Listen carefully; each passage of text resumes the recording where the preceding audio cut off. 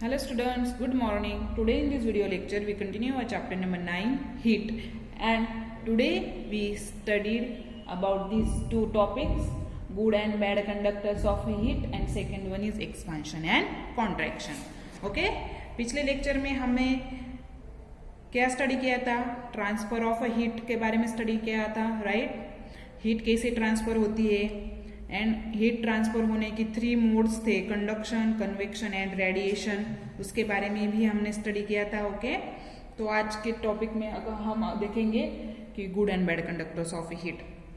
अब देखो, आपको क्या करना है, एक स्टील का स्पून लेना है, कॉपर स्ट्रिप लेनी है, आपके कंपोज बॉक्स में जो डिवाइडर रहता है वो लेना है, पेंसिल लेनी है, प्लास्टिक का रूलर लेना है, ग्लास. अब ये सब जो है, एक ग्लास का बीकर लेना है, उसमें ये सारी चीजें डाल देनी है. फिर इस ग्लास के बीकर में आपको हॉट वाटर डालना है. क्या? हॉट वाटर डालना है. एंड हॉट वाटर में डालने के बाद कुछ मिनट के लिए वेट करना है. एंड फिर एक एक जो चीज थी हमने डाली थी, उसके जो आउटर एंड थे ऊपर के पानी के बीकर के बाहर या पानी के बाहर, उसको आपको टच करके देखना है. फिर आप सोच रहे होंगे कि इससे क्या होगा. टच करना है. टच करने के बाद आपको एक टेबल दिया है, उसमें आपको उसको रिकॉर्ड करना है. टच करने के बाद ऑब्जेक्ट का नाम लिखना है, वेरी हॉट है या सिर्फ हॉट है, वार्म है या कूल है, उसको आपको नोट करना है. इसमें ऐसे कौन सी चीजें होंगी जो वेरी हॉट होंगी, बहुत ज्यादा गर्म होंगी, कुछ ऐसे जो नॉर्मली हॉट होंगी, कुछ वार्म होंगी एंड कुछ कूल होंगी, राइट?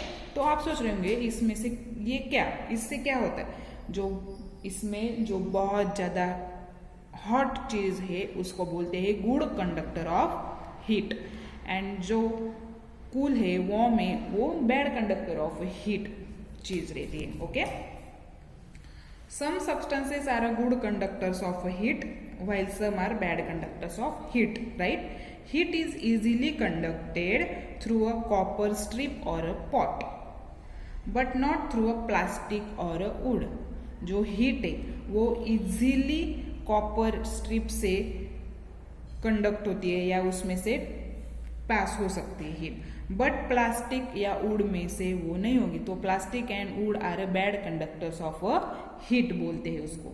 इसका एग्जांपल क्या है, देखो, आप चाइना कप, मतलब आप जिसमें टी पीते हैं, गरम गरम दूध डालते हैं, आप उस चाइना कप को ऊपर से हाथ रखे भी आप उसको पी सकते हैं, राइट? तो वो पॉट हो गया. या ग्लास टम्बलर, ओके, उस पे से आप इजीली हाथ रख के उसको हॉट टी या मिल्क को आप पी सकते हैं. बट अगर उसकी जगह हमने स्टील का ग्लास या कॉपर का कप हमने यूज किया, तो हम उसको ऊपर से हाथ लगा सकते हैं?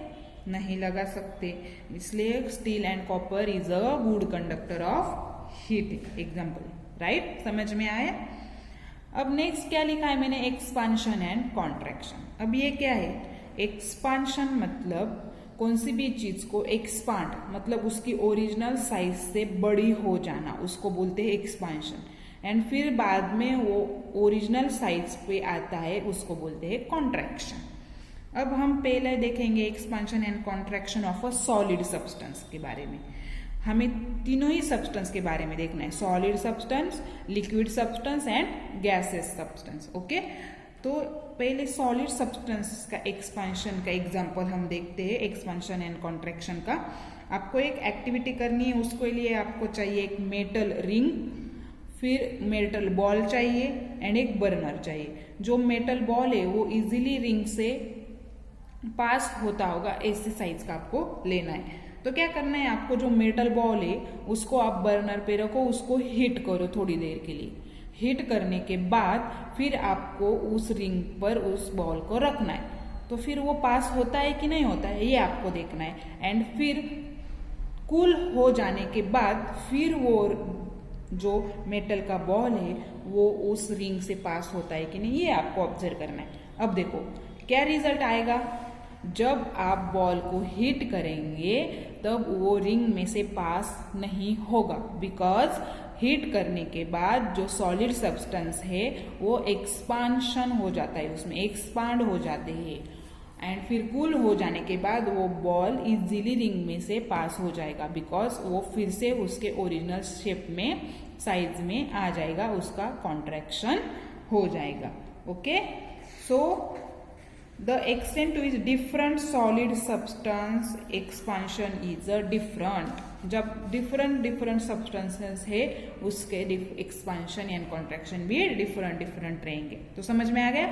जो सॉलिड सब्सटेंस रहते हैं हीट करने के बाद वो एक्सपांशन में एक्सपांड हो जाते हैं एंड फिर से कूल हो जाने के बाद वो कॉन्ट्रैक्शन हो जाते हैं. राइट, ये था सॉलिड सब्सटेंस के बारे में. अब लिक्विड सब्सटेंस के बारे में आपको क्या करना है. एक कोनिकल फ्लास्क लेना है. कोनिकल फ्लास्क में आपको वाटर डालने हैं. वाटर डालने के बाद उसमें आपको एक ग्लास ट्यूब डालना है, थर्मोमीटर डालना है. ओके, एंड आपको क्या करना है, रूलर की हेल्प से आपको कुछ रिकॉर्ड करना है, आपको लिखना है.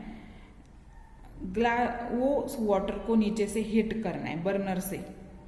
हीट करने के बाद टेम्परेचर पूरे 2 डिग्री सेल्सियस से अगर बढ़ता है तब आपको देखना है कि जो वाटर है उसका वॉल्यूम बढ़ता है कि कम होता है. Okay, observe what happens when heating is a stop. Heat करते समय आपको 10 रीडिंग्स आपको ऐसे लिखने हैं कि आप 2 डिग्री से आपका टेम्परेचर बढ़ता है तब वाटर एक्सपांड होता है या कॉन्ट्रैक्ट होता है. फिर हीट को स्टॉप करना है एंड फिर आपको देखना है कि वो रीडिंग डिक्रीज होती है या इंक्रीज होती है. फिर देखो, आपको ग्राफ पेपर पे उसका ग्राफ निकालना है उसकी रीडिंग से. अब ये क्या होता है, when liquid is heated the distance between its particle increases. जब हम लिक्विड को हीट करते हैं तो पार्टिकल्स में जो डिस्टेंस रहता है वो इंक्रीज हो जाता है एंड इंक्रीज होने के बाद जो वॉल्यूम रहता है वाटर का वो भी इंक्रीज हो जाता है. And this is called the expansion of liquid. फिर इसको क्या बोलते हैं, एक्सपांशन ऑफ लिक्विड. एंड जब हम हीट बंद कर देते हैं उसका टेम्परेचर कम हो जाता है, फिर लिक्विड कॉन्ट्रैक्शन हो जाता है, फिर लिक्विड कॉन्ट्रैक्ट हो जाता है, फिर उसका वॉल्यूम भी कम हो जाता है एंड वो कॉन्ट्रैक्ट हो जाता है. समझ में आ गया. हीट जब हम लिक्विड को करते हैं तब उसके पार्टिकल्स में का डिस्टेंस जो रहता है वो भी इंक्रीज होता है एंड इसकी वजह से वाटर का वॉल्यूम भी इंक्रीज हो जाता है. ओके, समझ में आ गया. ये था लिक्विड के बारे में. अब लास्ट हमें देखना है expansion and contraction of gases due to heat. Gases में क्या होता है, देखो आपको एक ग्लास की बॉटल लेनी है, बलून लेना है एंड हॉट वाटर चाहिए सिर्फ. अब क्या करना है आपको, बलून आपको ग्लास जो बॉटल ली है उसके माउथ में जो बलून है उसको फिक्स करना है. Hold this bottle in hot water and फिर बॉटल को हॉट वाटर में होल्ड करना है. क्या होगा, the volume of a gas increase on a heating. जब वाटर हीट होता है तब गैस का वॉल्यूम इंक्रीज होता है. मालूम है ना, ऊपर से हमें जो वेपर दिखाई देते हैं, ओके, जो भाप निकलती है वो गैस फॉर्म में ही रहती है, तो गैस का वॉल्यूम बढ़ जाता है एंड फिर आपका जो बलून है वो भी मतलब वो भी बड़ा हो जाएगा. उसमें गैस जाएगा ना बॉटल से, तो फिर वो भी बड़ा हो जाएगा एंड उसको बोलते हैं expansion of gas. And on the other hand the removing heat, हमने वाटर को हीट करना बंद कर दिया, उसका टेम्परेचर कम हो जाएगा, तब volume of a gas also decreases. जो गैस का वॉल्यूम है वो भी डिक्रीज हो जाएगा and is called the contraction of gas. And फिर आपका जो बलून है वो फिर ओरिजिनल शेप में, मतलब कुछ भी उसमें गैस नहीं रहेगा. तो इसको क्या बोलेंगे, क्या बोलते हैं, this is called contraction of the gas. समझ में आया. 3 एक्सपेरिमेंट्स हमने किए, उसमें हमने सॉलिड, लिक्विड एंड गैसेस के बारे में एक्सपांशन एंड कॉन्ट्रैक्शन स्टडी किया ड्यू टू हीट. ओके, तो ये था एक्सपांशन एंड कॉन्ट्रैक्शन. अब हमारा लास्ट टॉपिक है थर्मस फ्लास्क. वो थर्मस फ्लास्क मालूम है सबके घर में रहता है, राइट. हम उसमें टी या कुछ भी हॉट या कोल्ड ले जा सकते कुछ टाइम के लिए, वो सिर्फ वैसे के वैसे. क्या रहता है वो थर्मस फ्लास्क? देखो उसको दूसरा वर्ड है डेवॉर फ्लास्क। क्या? डेवॉर फ्लास्क।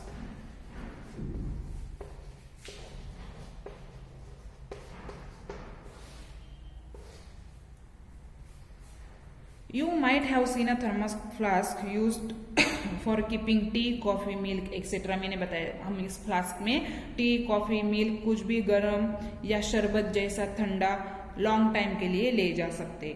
लेकिन इसका स्ट्रक्चर कैसे रहता है? आपने कभी उसको देखा है अंदर से, बाहर से, या कभी फोड़ के? मतलब फोड़ना नहीं है, डांट पड़ेगी या मार पड़ेगी घर में से, लेकिन उसको आपको कभी देखा है? क्या रहता है अंदर, कैसे रहता है? इसमें ये गरम गरम ही रहता है, ठंडा ठंडा रहता है? क्या मतलब इसका स्ट्रक्चर कैसा है? कुछ क्वेश्चन आता है कि नहीं दिमाग में? इसको बनाते कैसे? हमारे जो कप रहता है या ग्लास रहता है उसमें क्यों नहीं रहता है इतनी देर ठंडा, गरम ठंडा? तो देखो this is a double walled flask. उसमें डबल वॉल रहता है। इट कंसिस्ट, उसमें दो ग्लास ट्यूब्स रहते हैं, वन इनसाइड द अदर।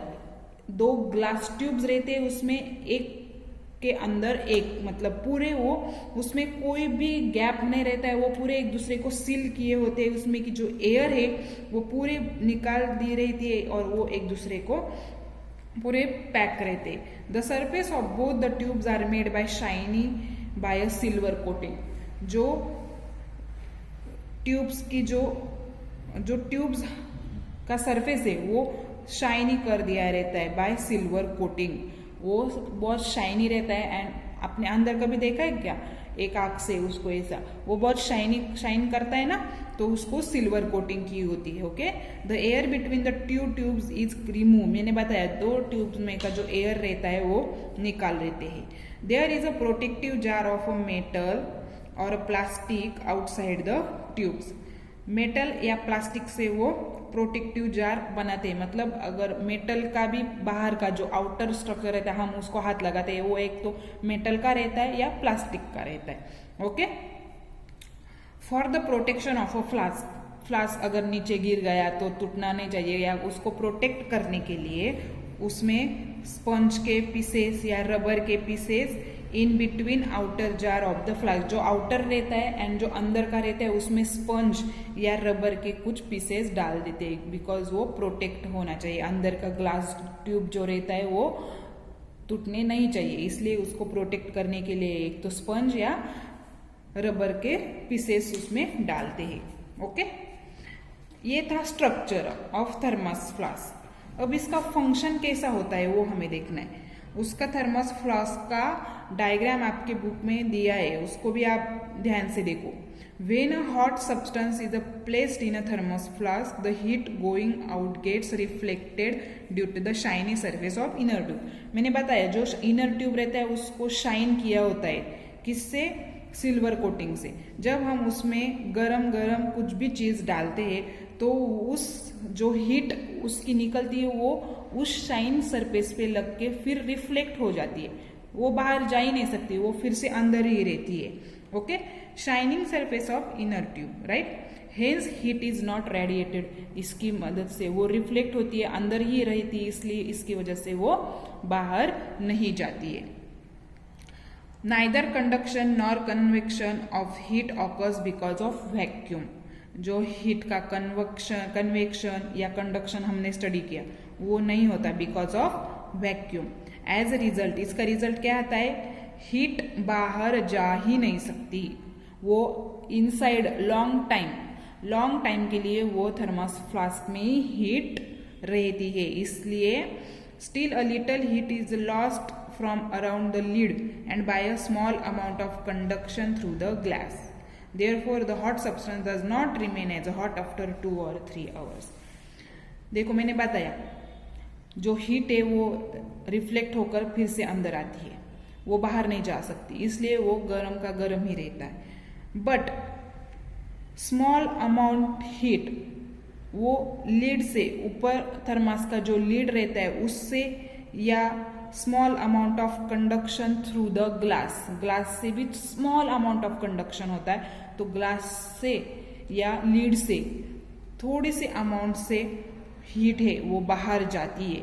इसलिए 2 या 3 घंटे के बाद वो गर्म चीज गर्म नहीं रह सकती। ओके, समझ में आएगा कैसा उसका फंक्शन है थर्मस फ्लास्क का।